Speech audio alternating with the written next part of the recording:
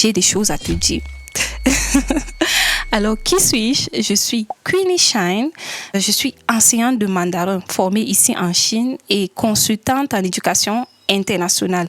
Sur cette chaîne, on parle des études en Chine, du système éducatif chinois, des procédures administratives, d'intégration culturelle et même du business en Chine. Si tu es intéressé par ce genre de sujet, n'hésite pas à t'abonner et activer la cloche de notification. Pourquoi je fais cette vidéo? Parce que c'est déjà la rentrée en Chine.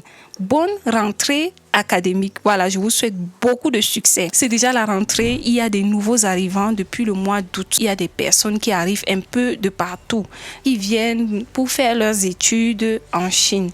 Et voilà, j'ai décidé de vous donner des conseils parce que je sais que s'installer dans un nouveau pays, ce n'est pas facile. S'installer, s'intégrer, ce n'est pas facile entre la barrière linguistique, les procédures administratives, la divergence culturelle, tout ça là, vous comprenez, les problèmes financiers, ainsi de suite, ce n'est pas facile.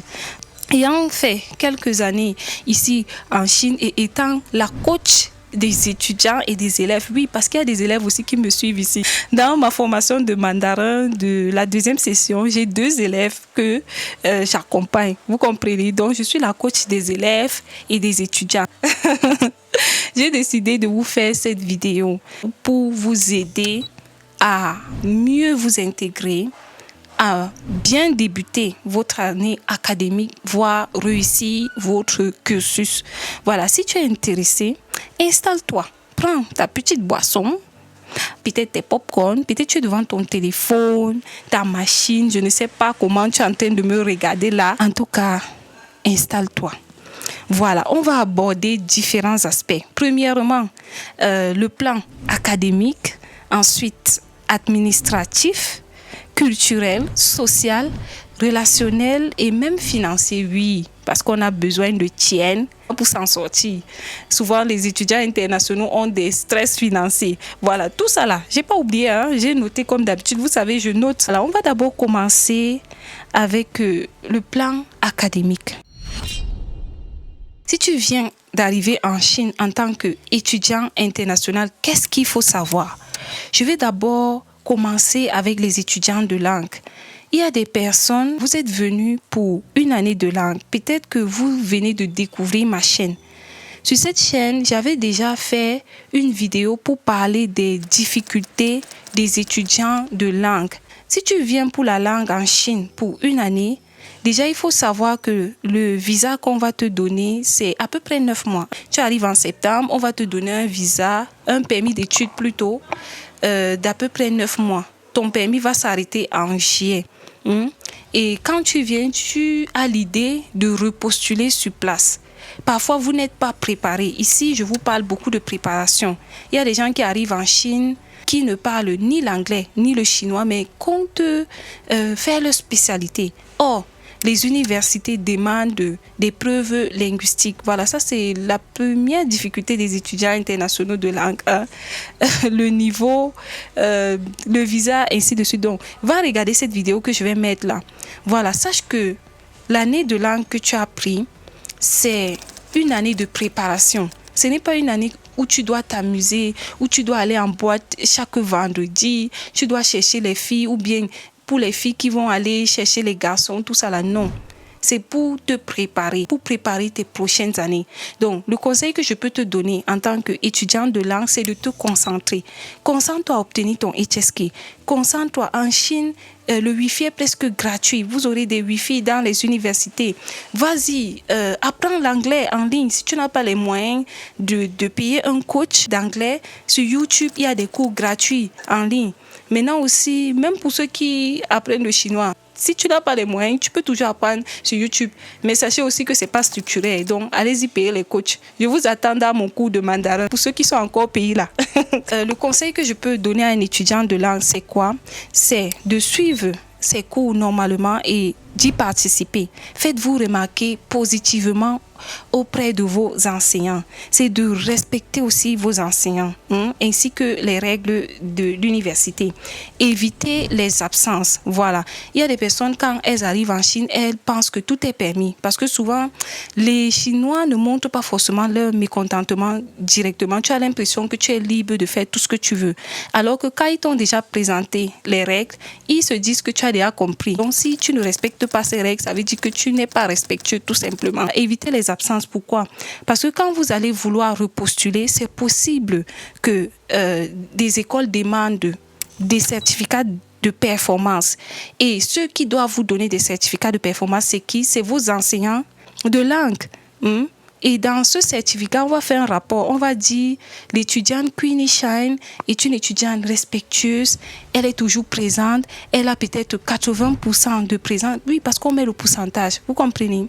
Donc, comportez-vous bien pour assurer vos prochaines années. Ça, c'est le conseil que je peux donner aux étudiants de langue. Maintenant, je vais m'adresser à ceux qui sont venus pour leur filière. Peut-être tu es venu pour la licence, le master, le doctorat. Quand tu arrives pour ta filière, il faut savoir que on te prend beaucoup plus au sérieux. Tu es considéré comme vraiment l'étudiant de cette université. Les étudiants de langue, vous n'êtes pas trop considérés dans les universités. Quand vous finissez l'année, parfois même, on va te chasser. On va te dire bye bye, vas-y. Donc, mais ceux qui viennent pour les filières, généralement, on a beaucoup de considération pour vous. Vous êtes considérés comme les étudiants de cette université-là. Premièrement, après les procédures administratives, qu'est-ce qui se passe? On va vous demander de choisir les cours. Quand vous venez pour vos filières, vous devez choisir les cours. Il y a les cours obligatoires et les cours facultatifs. Vous comprenez? Maintenant, il faut faire attention. Quand vous choisissez les cours, sachez que chaque matière a un nombre de crédits. Et il y a le crédit total qu'il faut atteindre. Voilà, il faut un nombre de crédits à atteindre. Ça peut être 30, 25, 40, dépendamment de ton niveau, de ta filière, de ton université. Vous comprenez? Par exemple, quand moi, je faisais le master, je devais atteindre 30 crédits pour qu'on considère que j'ai terminé ma formation. Voilà, en plus de la soutenance. Donc, chaque matière a un nombre de crédits. En chinois, les crédits, on appelle xuefeng.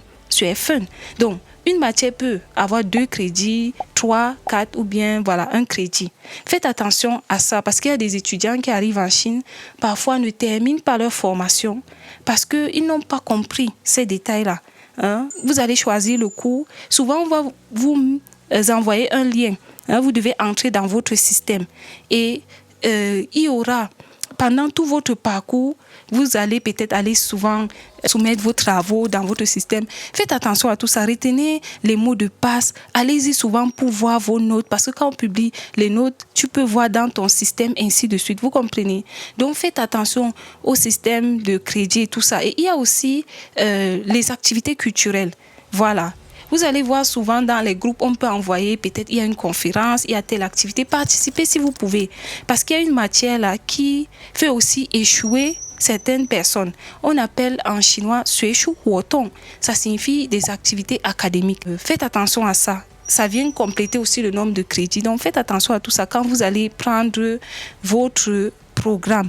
Maintenant, si vous faites des niveaux avancés, tels que le master et le doctorat, cherchez à prendre contact avec vos superviseurs. C'est important.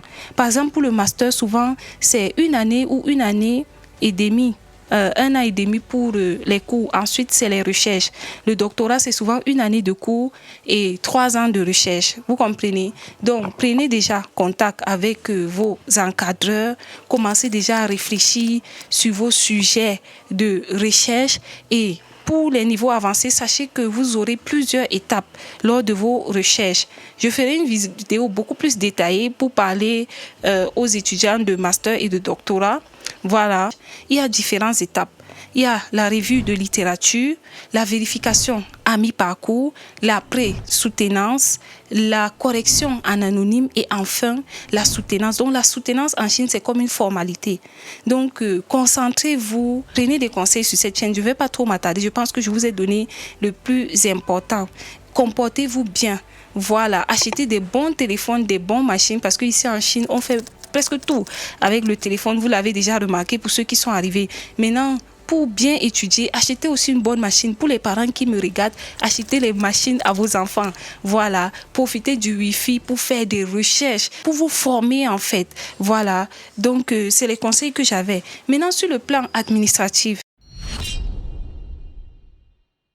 si tu viens d'arriver en Chine, surtout pour une année de langue, cherche à comprendre les procédures administratives, cherche à comprendre comment repostuler. Cherche à savoir comment tu vas faire pour repostuler, c'est important. Et sur cette chaîne, on a déjà beaucoup de conseils. Pour toi qui es venu pour la langue, sache que tu as déjà beaucoup de problèmes. J'ai fait une vidéo là pour parler des étudiants de langue. Vas-y, clique sur ce que je suis en train de mettre là. Va regarder tout ce que j'ai dit pour les étudiants de langue. L'année de langue là, ce n'est pas pour vous amuser. Ce n'est pas pour aller danser en boîte. Ce n'est pas pour sortir, n'importe comment. Oui, tu peux sortir, découvre ta ville, fais aussi ton tourisme, c'est important, c'est bien pour l'esprit, mais ne sois pas loin de tes objectifs. Tu es venu pour les études, il faut assurer tes prochaines années. Donc, concentre-toi pour obtenir ton HSK et ton HSKK. Voilà. Et voilà, apprends l'anglais. Si tu peux, vas-y, viens sur YouTube.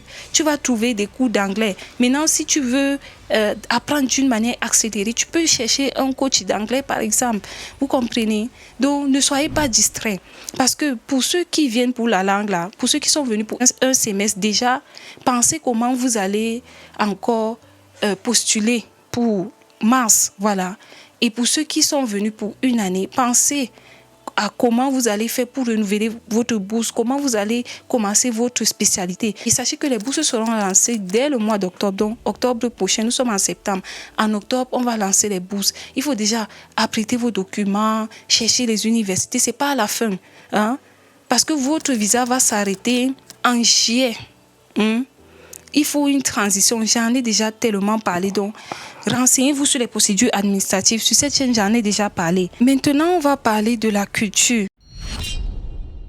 Sachez que vous êtes dans un milieu international. Vous l'aurez déjà remarqué. Il y a d'autres nationalités en dehors des Chinois. Maintenant, si tu viens en Chine pour la langue, tu vas te retrouver uniquement avec les étudiants internationaux. Donc, quand tu es dans un milieu international, il faut une ouverture d'esprit parce que on n'a pas les mêmes cultures. Il faut avoir une ouverture d'esprit. Il faut être aussi tolérant. Voilà, parce que ce qui est bien dans ta culture peut être mauvais dans la culture de l'autre. Donc, faites attention dans votre communication pour éviter les malentendus. N'hésitez pas de partager peut-être votre culture. Si vous dites quelque chose, vous voyez que l'autre a l'air frustré, l'autre ne comprend pas, expliquez, dites que non, chez moi, peut-être c'est comme ça. Voilà, mais ne cherchez pas non plus à imposer votre culture à quelqu'un, non. Cherchez le juste milieu parce que vous êtes dans un environnement international et soyez aussi ponctuels. Chez nous, souvent, on aime les retards et autres. Soyez ponctuels, évitez les retards. Les Chinois n'aiment pas ça. Je vais vous raconter une histoire avec une amie vietnamienne. J'ai une très bonne amie vietnamienne. L'année passée, elle avait eu des problèmes de santé, elle a eu des problèmes avec son pied. Elle ne pouvait pas marcher. Donc pendant 2 mois, c'est moi qui sortais, je partais lui chercher à manger et je faisais l'appel vidéo. Elle me disait, je vais manger ça. Donc pendant 2 mois. Et c'est comme ça qu'elle était toujours gênée. À chaque fois, elle voulait m'offrir des cadeaux. Donc, elle n'avait pas la possibilité de sortir. Mais quand des gens venaient lui rendre visite pour donner des fruits, comme elle n'était pas en bonne santé, donc elle voulait prendre ça pour me donner parce qu'elle se sentait gênée. Pourquoi? Parce que chez les Asiatiques, c'est donnant-donner. Un jour, je me suis fâchée. Je lui ai dit, je sais que tu ne comprends pas ma culture. Moi, je t'aide parce que je veux. Tu es mon ami. Je t'apprécie beaucoup. Je n'attends pas que tu me récompenses directement. Nous sommes des amis. Je peux t'aider aujourd'hui parce que tu ne peux pas te lever. Peut-être demain, si j'ai aussi des difficultés, tu peux m'aider. Il ne faut pas te sentir. Parfois, il me poursuivait avec des pains, des fruits qu'on l'apportait. Je dis non, ça ne se passe pas comme ça. Donc, dans un milieu international, essayez de comprendre les autres. Donc, moi, aujourd'hui, si je donne quelque chose et que le Chinois aussi m'offre un cadeau en retour, je peux comprendre. Je sais que souvent, chez eux, là, c'est donnant-donner. Chez nous, souvent, tu peux aider, mais tu n'attends pas forcément. Donc, essayez de comprendre toutes ces différences-là. Sur le plan relationnel, voilà, on va parler, par exemple, des de l'amitié, des relations amoureuses. Vous comprenez? C'est important. Nous sommes des jeunes. Hein? On va tomber amoureux et amoureuses. Oui. Ici en Chine, si vous voulez vous faire des amis, voilà, si vous venez et que vous voulez vous faire des amis, il y a des activités culturelles, voilà, des sorties. Vous pouvez vous faire des amis lors des sorties. Soyez ouverts d'esprit aussi, vous voyez. Soyez ouverts d'esprit, soyez curieux. Sachez aussi qu'ici en Chine, il y a plusieurs associations, voilà, les communautés, vous comprenez. Donc, vous pouvez vous faire des amis. Mais ce que je peux vous donner comme conseil, soyez un peu discret sur votre vie personnelle. Vous n'êtes pas obligé de partager votre vie comme ça, voilà. Mais vous avez des associations, même à l'école, vous pouvez vous faire des amis. Dans votre salle de classe, vous pouvez vous faire des amis internationaux. Soyez souriants. Sachez gérer aussi les différences culturelles. Vous comprenez? Parce qu'il y a souvent des personnes qui sont là, chez moi c'est comme ça, hein, qui n'acceptent pas l'autre. Hein. Si vous êtes ainsi, ça serait compliqué. Il faut aussi comprendre l'autre. Il faut accepter l'autre. Parce que l'autre là n'est pas comme toi. Quand je suis arrivée ici, c'est les bouddhistes qui m'ont accueilli, les gens, les musulmans des autres pays, pas des Africains comme moi et tout. J'étais au milieu d'eux et tout ça. Je pouvais dire que non, moi, je suis chrétienne, moi, c'est si, ça. Non, j'ai vécu, par exemple, avec une bouddhiste pendant 3 ans. Hein. Parfois, elle priait, mais je respectais. Vous comprenez? Donc, une fois que vous décidez de sortir de votre pays, acceptez de vous intégrer. Ouvrez un peu l'esprit, ça va vous aider. Mais si vous restez renfermé sur vous, vous allez manquer beaucoup d'opportunités de vous faire des amis, d'apprendre de l'autre, ainsi de suite. Maintenant, pour les relations amoureuses, hein? Nous sommes des jeunes, n'est-ce pas? Quand vous venez en Chine pour les études, pour certaines, parce que pour certaines, vous allez faire des années. Moi, par exemple, je suis à ma 8e année en Chine. Vous comprenez? Quand je suis arrivée, je n'avais pas cette apparence-là. Je n'avais pas cette apparence, j'étais dans la vingtaine. Aujourd'hui, je suis dans la trentaine. Donc, c'est des années. Tu ne vas pas dire que tu ne vas pas peut-être construire une relation amoureuse. Il y a des gens qui se marient ici en Chine. Mais maintenant, il faut être sage et savoir avec qui te mettre en couple. Et parfois, on se retrouve avec des personnes d'autres pays. Donc, il faut prendre le temps d'étudier cette personne avant de t'engager. Moi, parfois, j'ai remarqué qu'il y a des gens qui sont même mariés dans leur pays, mais qui vont te dire que non, ils sont célibataires. Il faut faire attention à tout ça. Et aussi, comme c'est le milieu des étudiants internationaux, peut-être la personne est là pour un séjour à court terme. On va dire ça. Peut-être la personne est là pour un semestre, une année. Il faut réfléchir à tout ça. Ou bien, toi, tu viens d'arriver, la personne qui t'intéresse est en train de terminer son cursus. Comment vous allez gérer ça? Donc moi, j'ai déjà vu plein d'histoires comme ça, d'autres qui ont bien fini. Il y a des personnes qui se sont mariées, qui sont même allées dans d'autres pays, qui ont fondé une famille et plein d'histoires bizarres. Voilà, sachez qu'à l'étranger, souvent, les relations ne sont pas très stables. Il y a des personnes qui ne sont pas honnêtes. Avant de t'engager avec un partenaire, prends le temps. Prends ton temps. Et quand vous allez arriver là, il y aura beaucoup de sollicitations. Hein, mes chéris? Hein? Ne cherchez pas à ternir votre réputation, surtout quand vous êtes venu pour peut-être la licence de master, en tout cas pour votre spécialité. Vous avez peut-être 3 ans, 4 ans dans cette université. Ne ternissez pas votre réputation avec des choses qui ne valent pas la peine. Ne soyez pas pressés. Hein? Préservez-vous. Prenez le temps de connaître les gens avant de vous engager. Et aussi, même si vous voulez aller plus loin, hein? Vous voulez aller faire le mougouli, que les parents me pardonnent. Je sais qu'il y a des parents qui me regardent, mais nous sommes des jeunes. Donc, vous n'allez pas empêcher vos enfants de vivre. Vous n'aurez pas de contrôle sur eux. Voilà, donc pour ceux qui veulent aller au niveau du mougouli, allez-y faire vos tests. Protégez-vous. Il y a des filles qui sont tombées enceintes ici en Chine, qui ont eu des enfants et c'était plus facile pour elles. Parce que si tu tombes enceinte ici, tu es étudiante, tu n'as pas une vie financière stable.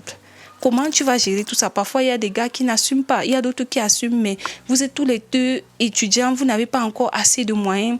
Ici, si ton enfant tombe malade, c'est des dépenses. Tu ne peux pas. Toi, tu peux te sentir mal. hein, tu ne te sens pas bien, mais tu décides de ne pas aller à l'hôpital. Mais si ton enfant est malade, il faut l'amener à l'hôpital, hein, parce que c'est un enfant. Vous comprenez, c'est des dépenses. Les enfants, c'est des dépenses. On ne fait pas des enfants comme ça. Donc, préservez-vous, protégez-vous. Et aussi, ne pensez pas que parce qu'on fait des visites médicales que les gens ne sont pas malades. Avant d'aller au niveau du Mougouli, il faut vraiment... voilà, il faut faire vos analyses médicales et s'assurer que vous êtes en bonne santé. Vous comprenez? Voilà. Donc, je suppose que ce ne sont pas des enfants qui me regardent, et même si c'est le cas, que de ne pas édifier les gens sur ces sujets et que ces personnes tombent dans certains pièges, mieux d'en parler. Voilà, tout simplement. Voilà. Maintenant, sur le plan social, si tu viens en Chine, sache que tu ne seras pas seul. Il peut y avoir ta communauté. Voilà. Les gens de ta nationalité, il y a souvent des associations pour les étudiants. Ne reste pas isolé. Voilà, tu n'es pas dans ton pays, il faut que tu comprennes le système. Et c'est les anciens qui peuvent t'assister. Il y a souvent des groupes WeChat. Essayez de comprendre si ce qu'on partage dans ces groupes sont en accord avec vos valeurs. Si c'est en accord avec vos valeurs, oui, allez-y, faites-vous des amis, soyez entourés, ne restez pas isolés. Parce que c'est des anciens qui peuvent vous orienter. Ils ont l'expérience, vous comprenez. Donc, il y aura peut-être les groupes où il y a les membres de ton pays, hein. Il y a peut-être les clubs sportifs pour ceux qui aiment le sport, il y a des groupes, en tout cas, des petits jobs, ainsi de suite. Donc, rapprochez-vous des gens, ne restez pas isolés. Posez des questions. Posez des questions à vos enseignants, posez des questions aux anciens. Pour des personnes qui sont de bonne foi, elles peuvent vous aider. Maintenant, on va parler des finances. Tu viens d'arriver en Chine, peut-être que tu es boursier ou bien tu gères des études à tes frais. Il faut bien gérer tes finances. Beaucoup de personnes tombent dans le piège de commander des choses sur Pinduoduo, Taobao, toutes les applications qu'on a là, parce que c'est facile, tu commandes, c'est joli, tout ce que tu rêvais d'avoir, c'est facile. Étant en Chine, tu cliques seulement, ça coupe. Et après 2-3 jours, tu as ton colis. Les amis, économiser, c'est très important parce que moi, ce que j'ai remarqué en Chine, c'est que quand tu es dans les difficultés, généralement, il n'y a pas vraiment beaucoup de personnes qui peuvent t'aider, pas parce qu'elles ne veulent pas. C'est juste que les étudiants n'ont pas souvent d'argent, vous comprenez. Souvent même des boursiers, hein. Il y a des gens qui sont boursiers, mais peut-être ils ont des charges dans leur pays, ils envoient l'argent dans leur pays. Il y a d'autres boursiers qui sont dépensés, ainsi de suite. Donc, apprenez à gérer votre argent de bourse, l'allocation mensuelle qu'on vous donne. Voilà. Si vous voulez économiser, je vous conseillerais pour un début de vivre au campus. Voilà, de préparer vous-même. N'allez pas en désordre dans les restaurants. Vous comprenez? Vous pouvez économiser de l'argent de cette façon-là. Voilà. Et maintenant, si vous n'êtes pas aussi boursier, sachez bien gérer votre argent. Parce que c'est difficile. Ici en Chine, si tu es dans des difficultés, même sans quoi, parfois c'est difficile qu'on te donne, indépendamment de l'entourage que tu as. Hein? Voilà. Et quand vous arrivez comme ça, vous n'avez pas encore créé votre réseau, vous n'avez pas encore des amis. Et même si tu as des amis, est-ce que tu seras à l'aise d'aller demander de l'argent? Non. Donc, il faut gérer. Maintenant, vous pouvez aussi faire vos petits business. Voilà, il y a des applications, vous pouvez apprendre comment les utiliser pour arrondir un peu vos fins du mois. Mais prenez le temps, ne vous pressez pas. Il y a des gens qui arrivent en Chine qui veulent directement commencer le business. Tu n'as jamais rien vendu, hein? Tu ne sais pas comment les plateformes fonctionnent, la logistique même.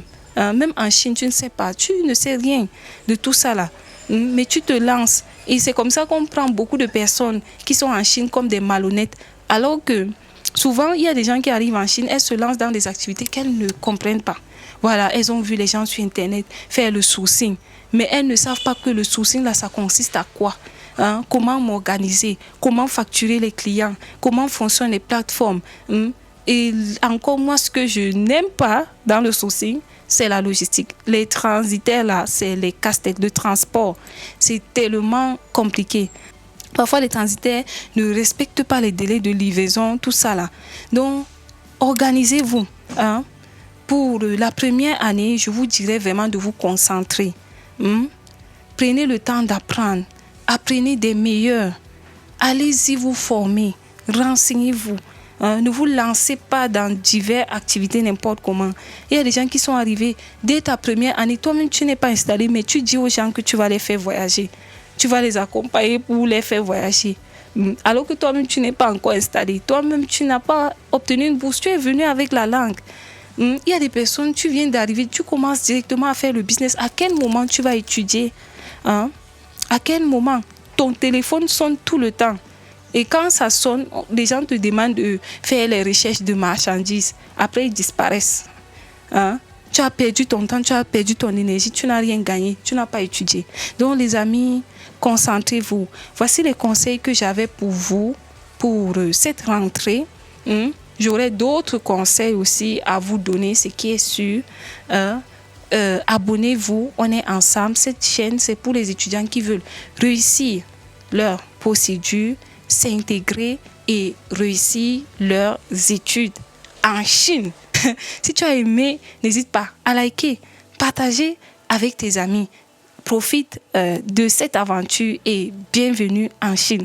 On se retrouve à la prochaine. Bisous.